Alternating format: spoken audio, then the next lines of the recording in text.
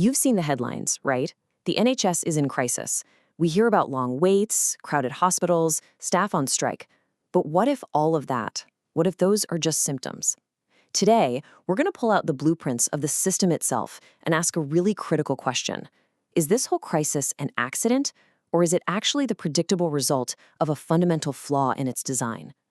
Okay, let's just start with a number. And honestly, this one should stop you in your tracks. 93.8%. That's the percentage of UK general practitioners who are likely suffering from a minor psychiatric disorder, according to one major survey. Think about that. The people who are the very foundation of the NHS, they're in a state of near constant distress. And this isn't just about burnout. It's something much deeper, what investigators are now calling moral injury. This quote here, it comes from a report about a practice that's become frighteningly normal, corridor care. It's about the profound psychological harm that happens when you're forced to work in an environment where you simply can't provide safe, dignified care. It's the trauma of knowing exactly what to do, but being physically prevented by the system from doing it. And on top of that psychological harm, there's a very real physical danger. Just look at this number, over 104,000. That's how many physical assaults were recorded against NHS staff in a single year. And to put that into perspective for you, that number has more than doubled in just 5 years.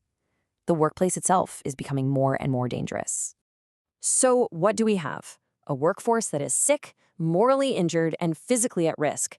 These are the symptoms for sure, but they are not the disease. So in this explainer, we're going to go deeper. We're going to investigate the root cause, the architectural flaw that's built right into the NHS's own constitution. Right. Part 1 of our investigation, we're starting with what the source material calls the original break. It's a subtle change made to the system's wiring over a decade ago that basically created a huge, dangerous vacuum right at the very top. And here it is. It looks like a really minor change in wording, doesn't it? From provide to promote. But the impact of this change was absolutely seismic. Before 2012, the Secretary of State had a clear legal duty to provide healthcare. That meant there was a direct, unbroken line of accountability from a patient right up to the minister. The 2012 Act severed that line. Changing the duty to just promote a service meant responsibility could be scattered across a whole network of other bodies. And suddenly, it became a lot harder to know who's really in charge when things go wrong. And this created what our sources define as an accountability vacuum. You see, the power and the money stayed at the top, but the legal responsibility for actual failure, that got pushed down, fragmented, and spread out. And you know the old saying, when everyone is responsible, nobody is. And it's in those gaps that risk is allowed to grow, completely unchecked. So, what happens inside this vacuum? Well, it sets up a mechanism that doesn't just fail to manage risk, it actively pushes it downwards. The whole system, in effect, becomes a giant risk transfer machine. And the key term for this is governance pushing down. It means that systemic risks, big stuff like not enough funding, not enough beds, not enough staff, those risks aren't owned by the organizations making the policies. Instead, they're transferred directly onto the shoulders of individual doctors and nurses on the front line. They become, as one source puts it, the risk-absorbing membrane for the entire system. Let's look at a perfect example of how this works in the real world. It's called the shared care trap. So, step 1, an administrative body, like an integrated care board, issues guidance to GPs. They're told to restrict prescribing a certain complex drug, usually to save money. This creates the dilemma in step 2. The GP is now trapped. If they follow the guidance and stop the medication, as you see in step 3, their patient could get seriously ill. And if that happens, step 4 kicks in. The GP is the one who faces professional and legal consequences for the patient being harmed. The ICB that made the policy, they face no sanction at all. The entire risk has been transferred to the clinician. And the outcome is just impossible. The GP is caught between their fundamental duty to their patient and this top-down administrative strategy. And this analysis really nails it. It creates a state of clinical paralysis, where literally every choice carries a huge professional risk. So, what happens when you take that one impossible trop and you multiply it across hundreds of thousands of clinicians every single day? Well, the result isn't random. It's actually a predictable system-wide collapse curve. This model shows exactly how it happens. You start at stage 1 with baseline system pressure. Then, in stage 2, that risk gets transferred down, and look, the risk level multiplies. By stage 3, clinicians are overloaded. Their capacity to just absorb any more risk is gone.